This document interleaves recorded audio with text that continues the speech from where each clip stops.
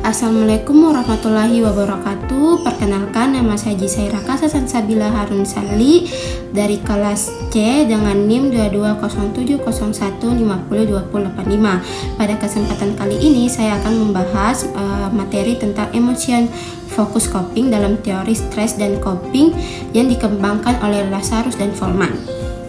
Tidak lama-lama lagi, kita langsung masuk saja ke materinya. Yang pertama yaitu latar belakang.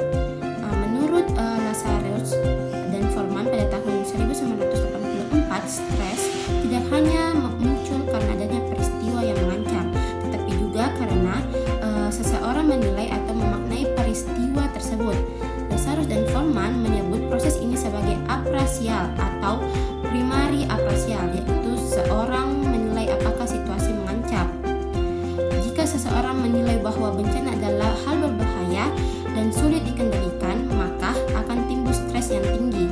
Dalam kondisi bencana, seringkali masalah yang dihadapi tidak diubah atau dihindari. Misalnya kehilangan orang yang dicintai atau rumah yang hancur. Pada situasi seperti ini, emotion focus coping menjadi penting karena fokusnya bukan mengubah masalah, melainkan bagaimana individu mengatur emosi agar tetap mampu bertahan. Jadi, jika situasinya bisa diubah, maka orang cenderung menggunakan problem focus coping. Tapi jika situasinya tidak berubah, maka strategi yang dipakai adalah emotion focus coping, yaitu mengelola emosi agar tetap bertahan. Selanjutnya yaitu definisi emotion focus coping stress. Jadi, emotion focus coping adalah usaha untuk mengurangi tekanan emosional yang timbul dari stres tanpa mengubah sumber masalahnya. Fokus utama strategi ini adalah menenangkan diri, menerima keadaan, dan membangun makna positif dari pengalaman yang menyakitkan.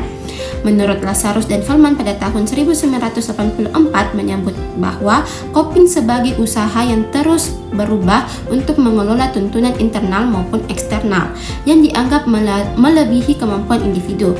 Menurut penelitian Angelina Amanda Dewi pada tahun 2020, strategi emotion focus coping banyak digunakan oleh individu dalam menghadapi bencana karena lebih realistis ketika kondisi memang tidak bisa diubah. Selanjutnya yaitu bentuk-bentuk emotion focus coping. Yang pertama adalah meaning making atau positif parasial, yaitu mencari sisi positif dari bencana, misalnya menganggap musibah sebagai ujian untuk lebih kuat. Yang kedua yaitu religious coping, yaitu berdoa, beribadah, dan mendekatkan diri pada Tuhan. Ini sangat relevan di Indonesia, masyarakat yang religius menurut Dalimut pada tahun 2019. Yang ketiga yaitu emotion regulation, misalnya relaksasi, olahraga, meditasi, atau menulis jurnal. Yang keempat yaitu shaking sosial atau support, yaitu mencari dukungan emosional dengan berbicara pada keluarga, teman, ataupun konselor. Dan yang terakhir yang kelima yaitu distraction, yaitu mengalihkan diri lewat musik, menonton, atau hobi yang lainnya. Oke, selanjutnya yaitu mekanisme strategi. Nah, secara mekanisme, emotional focus coping muncul setelah seseorang sadar bahwa bencananya tidak bisa ia hentikan atau diubah. Misalnya, korban tsunami tidak bisa mengembalikan keluarganya yang meninggal, tapi ia bisa memilih untuk mengatur emosinya. Nah, pada proses emotional coping bisa dijelaskan melalui dua tahap, yaitu primary apresial, yaitu menilai apakah situasi mengancam. Misalnya saat banjir, seseorang menyadari bahwa rumahnya terendam. Yang kedua yaitu secondary apresial, yaitu ketika ia menyadari tidak bisa mengubah situasi tersebut, lalu ia memilih mengatur emosinya melalui doa serta mencari dukungan sosial yang seperti yang tadi saya sebutkan. Selanjutnya yaitu hambatan dalam emotion focus coping.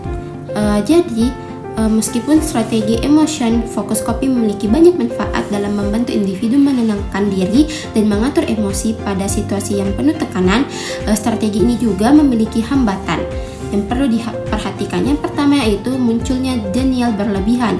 Jadi seseorang yang terlalu sering menggunakan mekanisme penyanggalan bisa saja terus menolak kenyataan pahit yang terjadi dalam hidupnya. Misalnya, korban bencana yang menolak mengakui kehilangan orang terdekat atau kerugian yang besar dialaminya.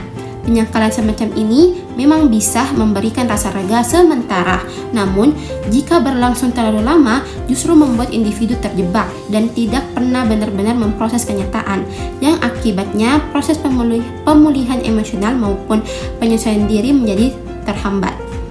Yang kedua yaitu avoidance total. Ada individu yang berusaha menghindari segala hal yang berhubungan dengan pengalaman traumatis. Misalnya, tidak mau mendengar cerita tentang bencana, tidak berani melihat lokasi yang mengingatkan pada peristiwa itu, bahkan menolak berinteraksi dengan orang yang terlibat. Strategi menghindar ini bisa terasa aman pada awalnya, tetapi jika dilakukan secara ekstrem justru berpotensi buruk pada kondisi psikologisnya. Rasa takut, cemas, dan ingatan traumatis akan kembali semakin mengakar karena individu tidak pernah berusaha menghadapi atau mengelola pemicunya. Dan yang ketiga yaitu over reliance atau ketergantungan berlebihan pada emotion focus coping. Jika seseorang hanya fokus pada menenangkan perasaan atau tanpa mencoba strategi lain, misalnya problem focus coping atau mencari dukungan praktis, maka masalah nyata yang sedang dihadapi bisa saja tidak pernah terselesaikan.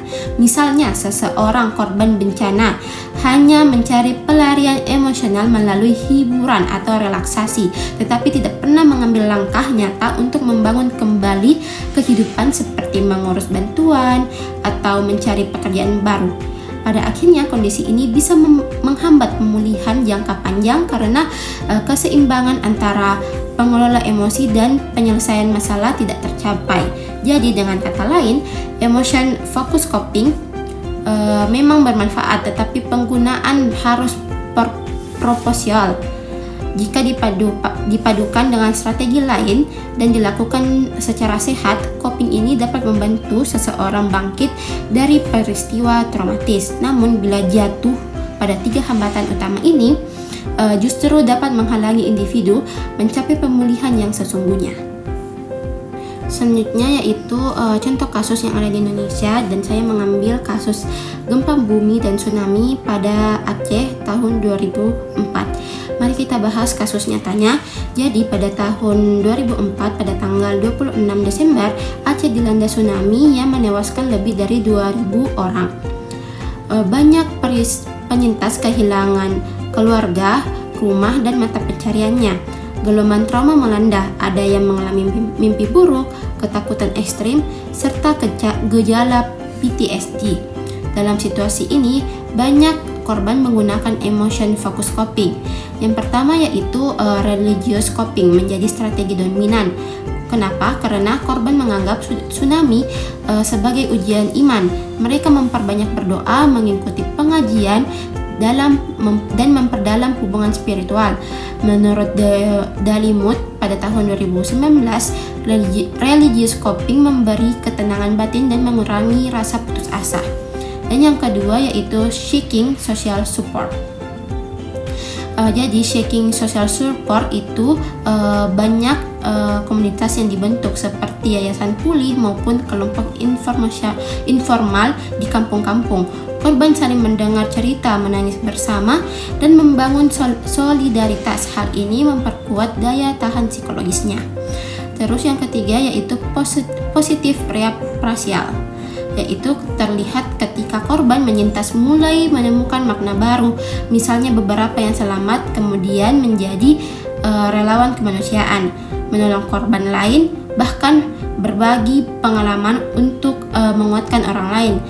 Pada penelitian Amanda Dewi 2020 menyebutkan bahwa pencarian makna ini adalah kunci dari resiliensi jangka panjang.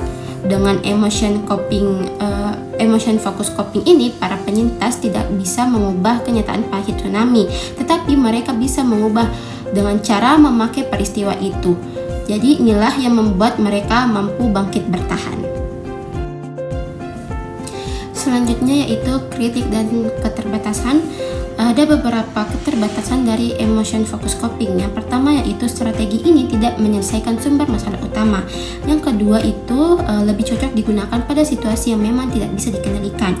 Yang ketiga, jika digunakan secara berlebihan bisa membuat seseorang pasif dan tidak berusaha mencari solusi. Dan yang terakhir, yang keempat, karena itu paling baik jika emotion focus coping ini digunakan bersama dengan problem focus coping, misalnya saat fase pemulihan pada pasca bencana. Dan berikut yaitu daftar pustakanya. Sebelum saya mengakhiri, saya akan membacakan kesimpulannya. Baiklah, dari pembahasan ini kita bisa menyimpulkan bahwa emotion focus coping adalah strategi yang sangat penting ketika kita menghadapi bencana yang tidak bisa diubah. Strategi ini membantu penyintas mengelola emosi mereka, baik melalui doa dan ibadah, dukungan sosial dan orang-orang terdekat, maupun melalui positif rasial, yaitu memaknai ulang pengalaman yang pahit. Baik, terima kasih atas perhatian Anda. Semoga materi ini bermanfaat.